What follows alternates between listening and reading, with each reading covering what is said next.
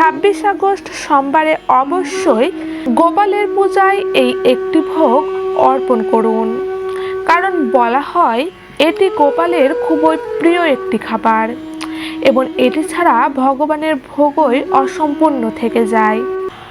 হরে কৃষ্ণ ভক্তবৃন্দ, ভগবান শ্রীকৃষ্ণের জন্মোৎসবকে জন্মাষ্টমী হিসেবে উদযাপন করা হয়, যা গোকুলাষ্টমী নামেও পরিচিত। ভাদ্রপদ মাসের কৃষ্ণপক্ষের অষ্টমী তিথিতে পুরো দেশ জুড়ে মহা ধুমধাম করে পালিত হয় মহা জন্মাষ্টমীর উৎসব। তো ভক্তবৃন্দ, আগামী 26 তারিখ সোমবার পুরো দেশ জুড়ে পালিত হবে ভগবান শ্রীকৃষ্ণের মহা জন্মাষ্টমী ব্রত উৎসব। দেশের প্রতিটি কৃষ্ণ মন্দির সেজে ওঠে এই দিন। এছাড়াও প্রত্যেক হিন্দু সনাতন ধর্মাবলম্বীরা নিজ গৃহেও এই ব্রত অনুষ্ঠান করে পুজো পালন করে থাকে। তো বন্ধুরা, জন্মাষ্টমী উপলক্ষে গোপালকে এই দিন 56 ভোগ দেওয়া হয়। জন্মাষ্টমীতে গোপালকে 56 রকমের ভোগ অর্পণ করে তার প্রসাদ গ্রহণ করা অত্যন্ত শুভ মনে করা হয়।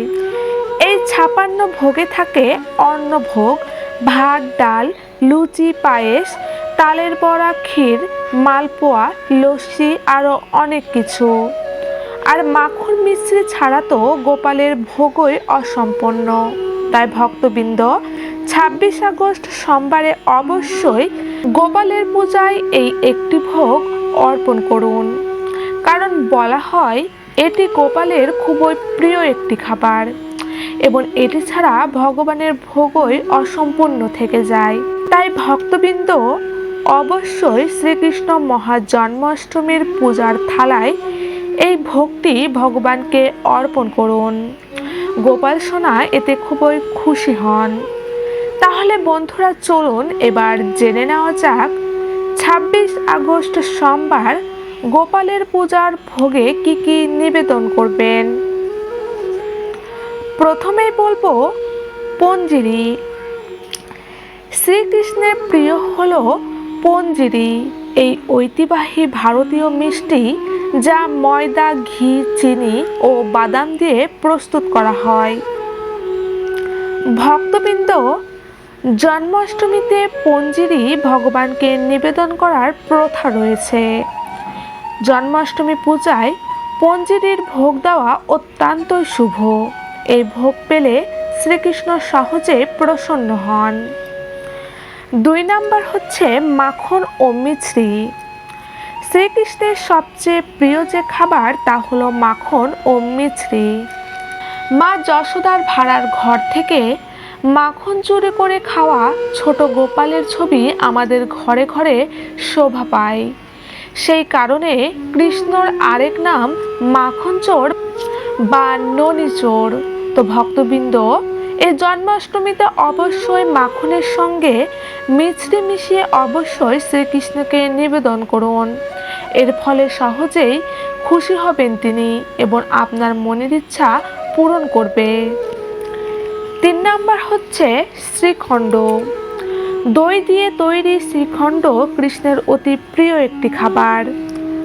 আমাদের রাজ্যের বেশ কিছু স্থানে হয়তো এই খাবারের চল নেই, তবে ভারতের অন্যান্য রাজ্যে বেশ কিছু স্থানে, বিশেষ করে গুজরাটে অত্যন্ত প্রচলিত।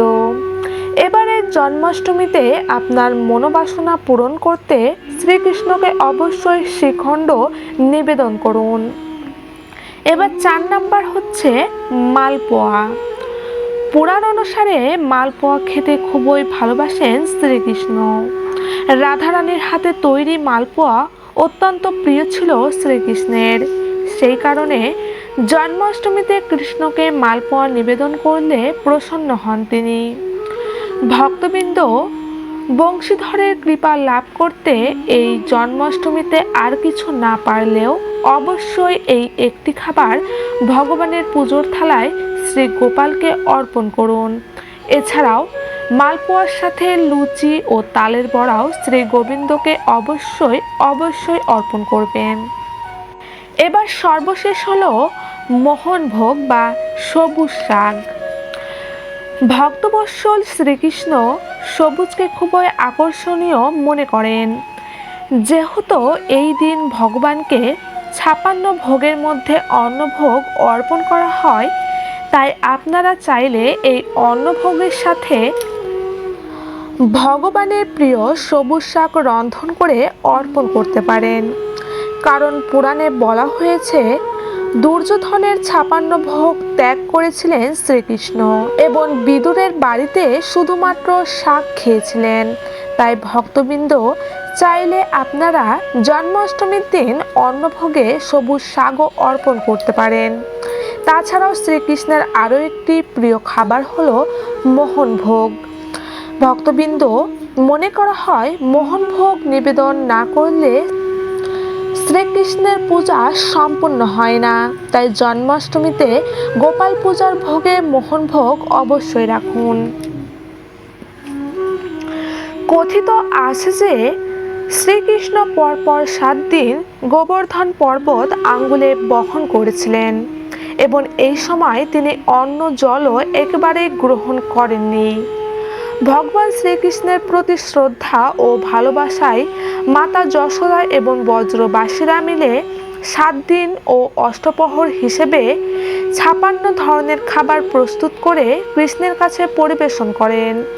তারপর থেকে প্রত্যেক জন্মাষ্টমীতে তার জন্য ৫৬ ধরনের ভোগ প্রস্তুত করা হয়, যা শ্রীমদ্ ভগবত অনুযায়ী শ্রীকৃষ্ণকে প্রসন্ন করার জন্য ৫৬টি ব্যঞ্জনের ভোগ অর্পণ করা হয়। তো ভক্তবৃন্দ, ওপরের ভোগগুলির মধ্যে আপনার সামর্থ্য অনুযায়ী যে কোনো একটি ভোগ অবশ্যই ভগবানকে অর্পণ করুন।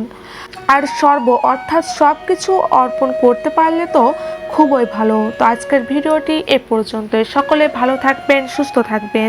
জয় শ্রীকৃষ্ণ, জয় রাধা মাধব, জয় গোবিন্দ। এবং আমার চ্যানেলে নতুন হলে অবশ্যই চ্যানেলটি সাবস্ক্রাইব করবেন।